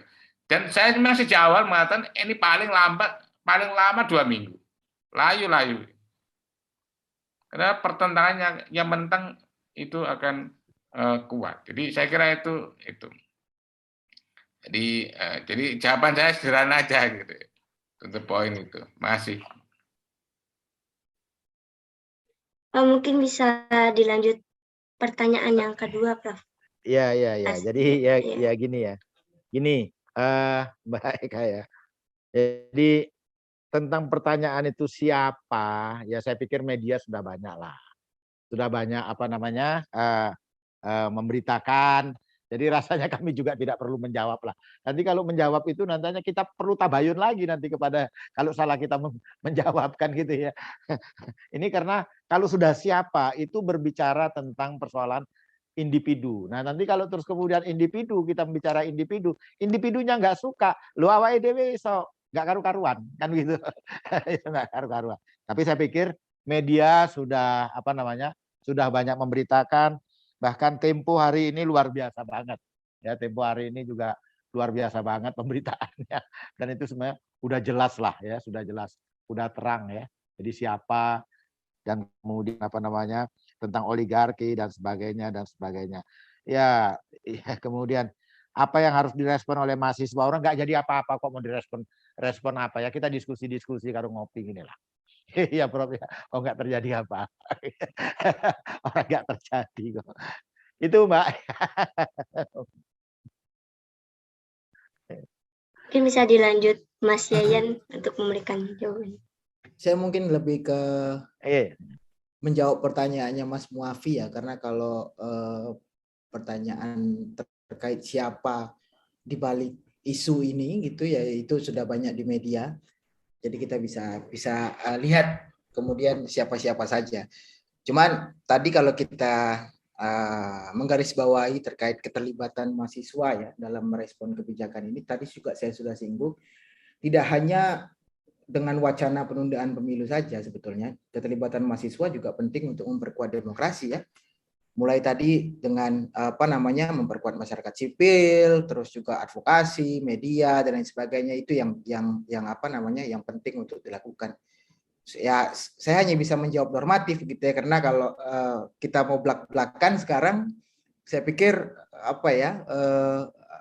keterlibatan mahasiswa pun juga kita bisa ukur kemudian sejauh mana dalam memperkuat ruang-ruang demokrasi. Misalkan diskusi seperti ini juga saya pikir hal yang konkret dan juga bisa menambah wacana kita. Tidak perlulah muluk-muluk kita harus demo misalkan di di apa di DPR dan lain sebagainya, apalagi ini masa COVID. Yang penting kita terus paling tidak mewacanakan apa namanya wacana-wacana demokrasi, menjaga demokrasi, dan kemudian tadi terlibat dalam berbagai macam kajian, terus juga apa namanya memperkuat media dan lain sebagainya. Itu saya pikir sudah merupakan hal yang luar biasa yang bisa dilakukan. Itu saja menurut saya ya. Terlepas misalkan dari apakah ini penundaan pemilu dan perpanjangan masa jabatan presiden jadi atau tidak, cuman kalau kata Prof. Kacung tadi tidak jadi, ya alhamdulillah. Oke, begitu, demikian Mbak. Baik, terima kasih jawabannya atas pertanyaannya juga tadi. Terima kasih yang sudah memberikan pertanyaan, dan untuk ketiga pemateri terima kasih juga atas jawabannya. Baik, untuk seluruh hadirin, karena waktu tanya jawab kita habis, sebelumnya saya ucapkan terima kasih sekali lagi kepada ketiga pemateri diskusi publik siang hari ini, dan juga partisipan yang telah aktif bertanya dan mengikuti sesi diskusi dari awal hingga akhir. Saya ucapkan terima kasih, dan saya ingatkan juga untuk seluruh partisipan ya, untuk on cam dulu nanti, karena di akhir sesi ada dokumentasi. Nah, jadi mungkin teman-teman bisa on cam terlebih dahulu ya untuk persiapan dokumentasi di akhir.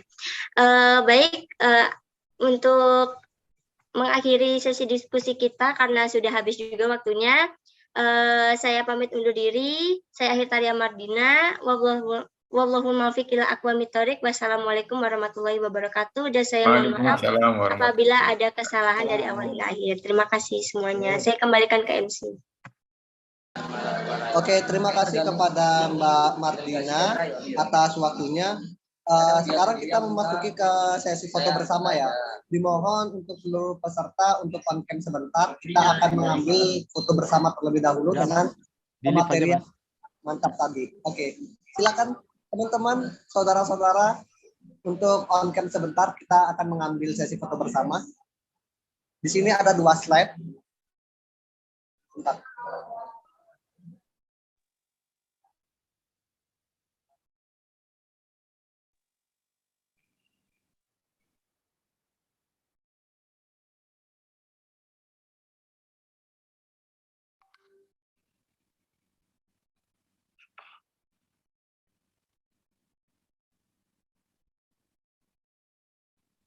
Terima kasih, sukses semuanya, sehat selalu.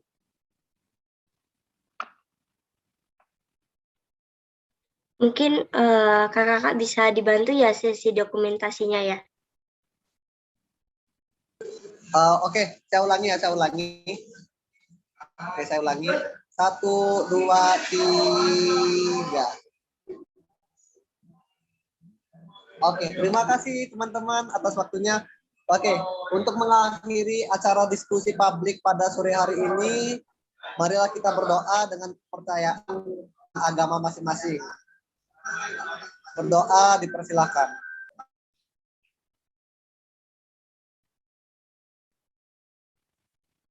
Berdoa selesai.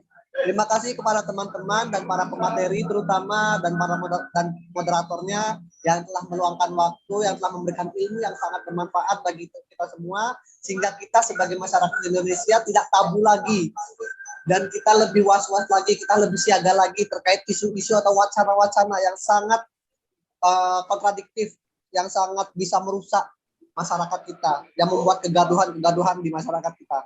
Kurang lebihnya mohon maaf.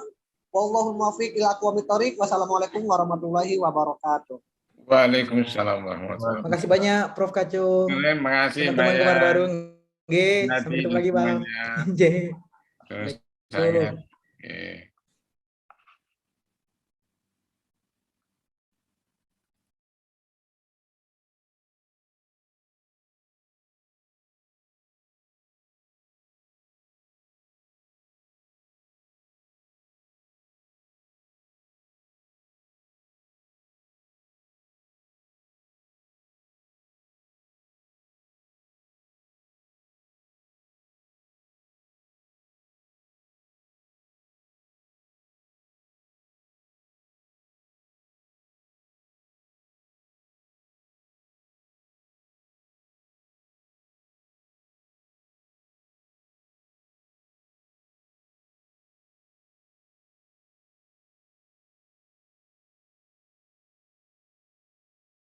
Oke, saya end ya teman-teman.